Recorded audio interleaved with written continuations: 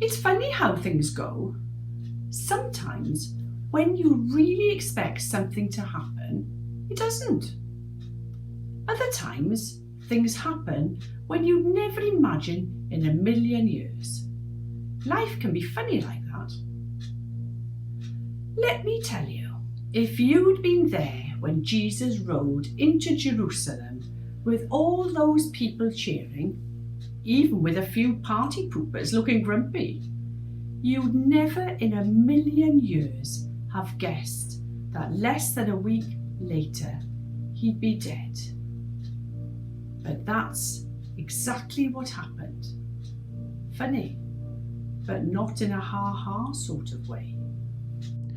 Funny in a sort of we never saw that coming way. Sad actually. Especially for all those people who weren't just cheering for Jesus when he'd walked with them, but who'd been with him when he'd talked with them, eaten dinner with them, people who had loved him for a long, long time before he went anywhere near Jerusalem. It was really sad actually, because in their minds the most special person they'd ever met had been taken away from them, buried in a tomb, and was now gone forever. Which is a bit funny really. Again, not in a ha-ha sort of way, because Jesus had spoken quite a lot about what would happen when he went to Jerusalem. He told his closest friends that he knew he was going to die, but that when he did, they shouldn't be sad, because his death wasn't the end of the story. Anyway, his friends and his followers were sad, really sad, and scared. If they did that to the king, what could they do to them? Now imagine being so sad and so scared that you didn't care anymore what people might do to you. That's a good picture of how Jesus' friends felt in the few days after he had died.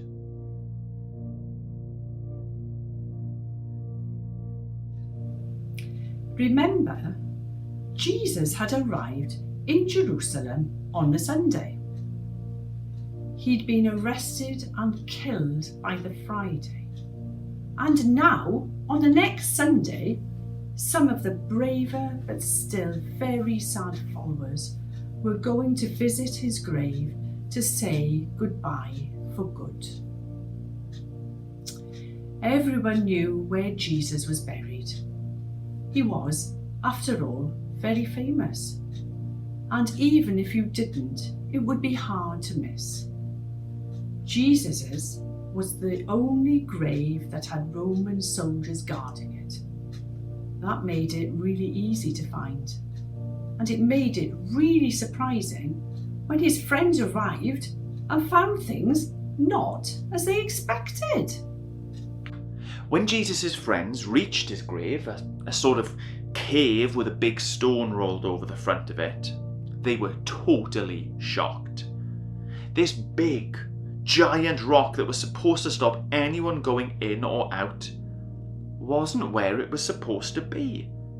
You could walk straight into the grave to see the body if you wanted, which, weirdly, Jesus' friends wanted to do. But when they got in, all they found were some very neatly folded grave clothes and a couple of angels.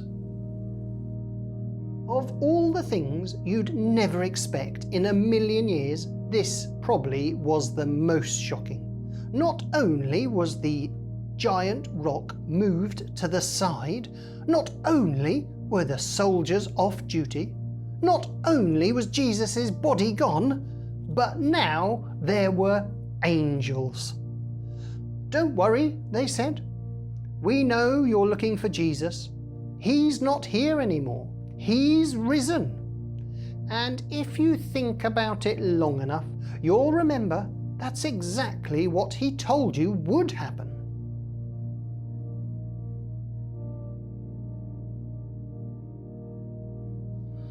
Well, Jesus' friends just couldn't believe it. But we saw it. They killed him. But we saw it. They buried him. But we saw it. They put the stone over his tomb. They had to go and tell the others. Perhaps someone else would have a sensible answer for all that was going on. So off they all ran before anything else they couldn't believe happened. Well, not all of them. One woman, a friend called Mary, she hung around. Of all the sad things that had happened over the last week, this seemed the saddest to her. It seemed obvious what had happened. Someone must have stolen the body. But they hadn't. Do you want to know how I know that? Because a few moments later, as Mary was crying, she bumped into someone.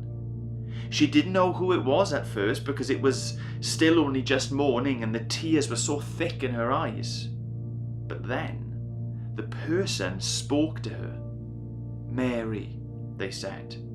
And in an instant she knew who it was. It was Jesus, alive, in the flesh, right there before her.